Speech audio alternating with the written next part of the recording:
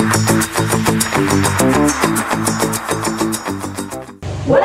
to Business Talks! Ang show na nagpapakita ng mga strategies at kung paano maging successful ang ating business. Ako nga pala si Kim, ang inyong host for today's interview.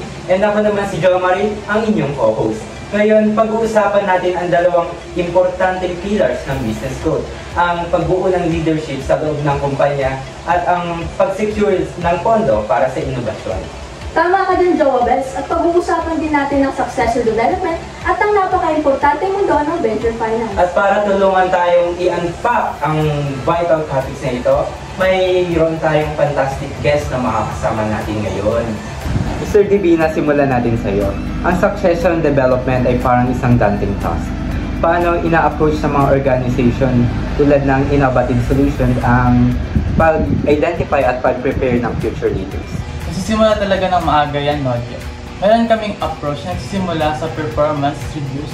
Siyempre, pero also we look for potential beyond current roles. In-identify namin yung mga individuals na nag-demonstrate ng strong collaboration, problem solving, and natural inclination. Kung Mr. Christian, hindi lang ito about sa kung sino ang nagpo-perform well right now, kundi kung sino ang may potential na mag-lead.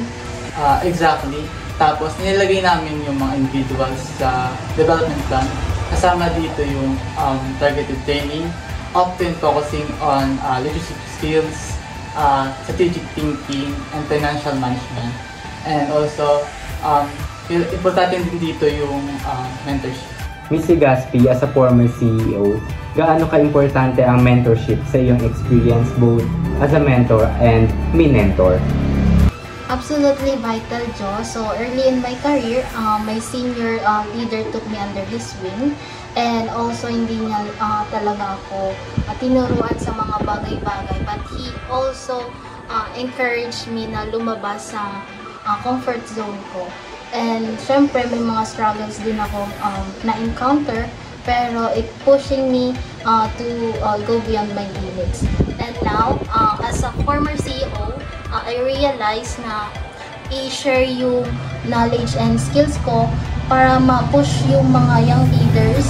And also, mentorship is not just about imparting knowledge naman. So, it's about building confidence and also ma-provide din yung safe space nila from learning from their mistakes. So, Mr. Axel, bilang isang heir apparent sa Kuja Manufacturing, ano ang naging pinaka-valuable part ng iyong preparation process para sa significant role na ito? Para sa akin, yung mas nai-immerse ako when it comes to every facet of the business, as well as yung pagkakaroon ng open communication with my father. Mas nai-involve ako when it comes to key strategic discussions, tsaka kahit mga supporting roles lang. Tsaka continuous binibigyan niya ako ng increasing responsibilities over time. And mas nakakatulong to na hindi lang ako natutunan ng mga theoretical knowledge, mas nagagawa ko rin na i-apply siya. Kaya dahil doon, mas natutunan ko yung mga operations ng business namin. Mr. Divina, paano niyo sinisigurado na effective ang mentoring at training strategies, lalo na kapag nag-groom ng isang successor para sa top leadership role? Tinitailor namin yan ng needs ng individual at specific leadership role na pinaghandaan nila. Ini-encourage din namin ang often feedback para sa development programs para makuha sila ng comprehensive view ng kanilang strength at areas for growth. At importante na siguro namin na ang mga mini-mentors ay truly invested sa success ng kanilang mind mentor. Para sa critical roles, kasama dito ang often ng external coaching at exposure sa iba't ibang leadership styles. Ms. Legaspi, mula sa perspective ng outgoing leader, ano ang best way para i-facilitate ang transition na yan, lalo na kapag family succession? So, humility and generosity are the key. So, as I mentioned earlier, sa family business, may mga added layer of emotional complexity. So, it's a crucial na magkaroon ng clear communication, defined roles during the transition. At syempre, dapat may willingness ka din na bitawan yung position. And syempre, yung role mo naman is ma-empower mo yung mga successor. Hindi para kumapit sa power, para din i-share mo yung mga insights mo. And also, kailangan din ipakilala sila sa mga key stakeholders at maging available for questions.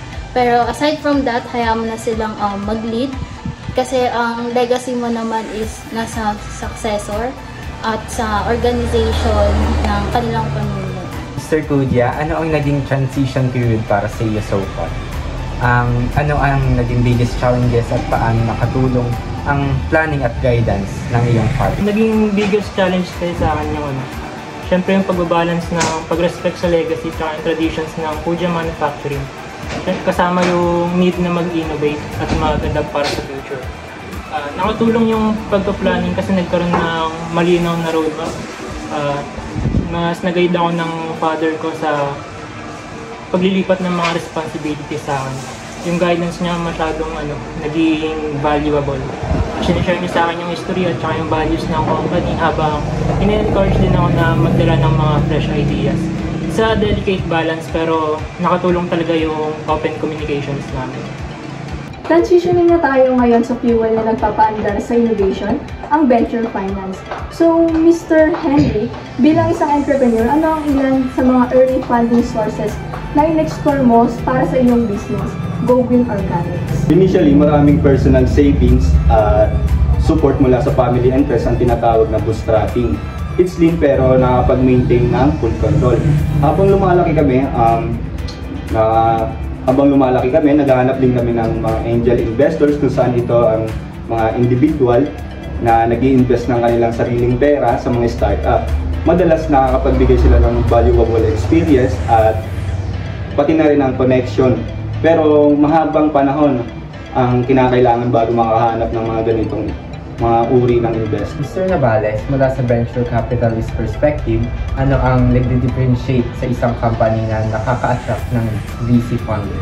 Sa ngayon, tinitingnan namin ang scalability ng isang strong team, isang clear market opportunity, at isang defensible na na competitive advantage.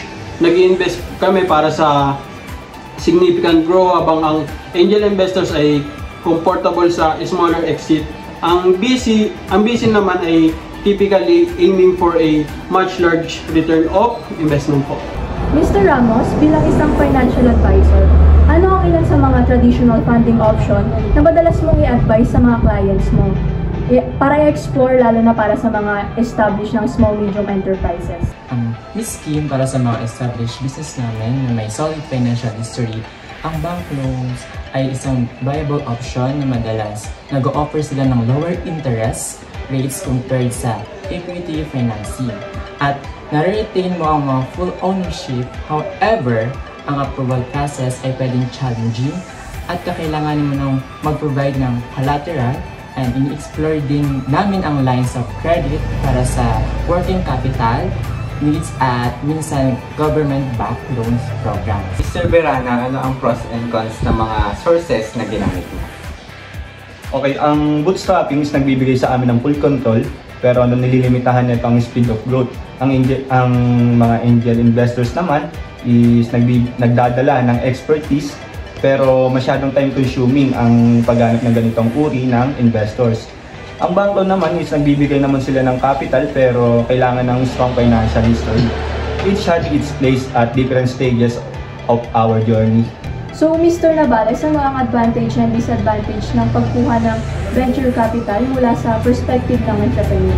Ang biggest advantage ay significant capital injection na pwede mag-accelerate ng growth. Automatically, nagkakaroon din ng access sa networking at expertise. And ang disadvantage naman ay ang pagbibigay ng equity at degree of control. Nagiging partner kami sa kanilang mga project at ang aming interest ay kailangan mag-align. Mr. Ramos, ano ang mga key considerations kapag nag-a-advise ng isang business kung dapat silang mag-pursue ng debt financing tulad ng bank loans or equity financing tulad ng angel investors or venture capital? Depende talaga yan sa stage ng business, growth potential at risk tolerance. Ang debt financing ay maganda para sa mga businesses na may predictable cash flow at may need for working capital or asset purchases. equity financing ay mas maganda para sa high growth businesses na nangangailangan ng significant capital para sa mag-scale ng rapidly at kung saan ang founders ay willing na magbigay ng some ownership in exchange for that growth potential and expertise.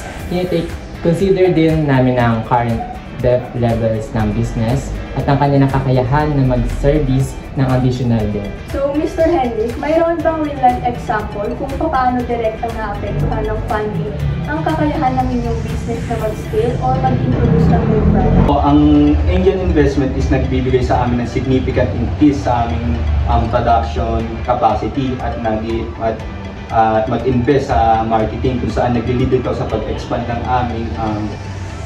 aming reach sa new markets. Kung wala yung funding na yan, mas mabagal ang aming growth. Mr. Navales, pwede ko bang mag-share ng isang example ng isang company kung saan ang venture capital funding ay truly transformative, perhaps allowing them to overcome a significant struggle? Nag-invest kami sa isang software company na nahihirapan sa limited resources dahil sa kadahilan ng bagong bukas lang ang kanilang software company, and ang aming funds ay nagbigay sa kanila ng kakayahan na makahanap o mag-hire ng top engineering talent na kayang-kayang i-accelerate ang product development at mag-build ng isang dependable sales team. Within 2 years, from a small startup, naging major player sila sa kanilang industry. Yan na po ang ating episode ng Business Buzz. Samahan niyo kami next episode para sa Ang power ng data analytics in driving business decisions. Until then, Keep buzzing!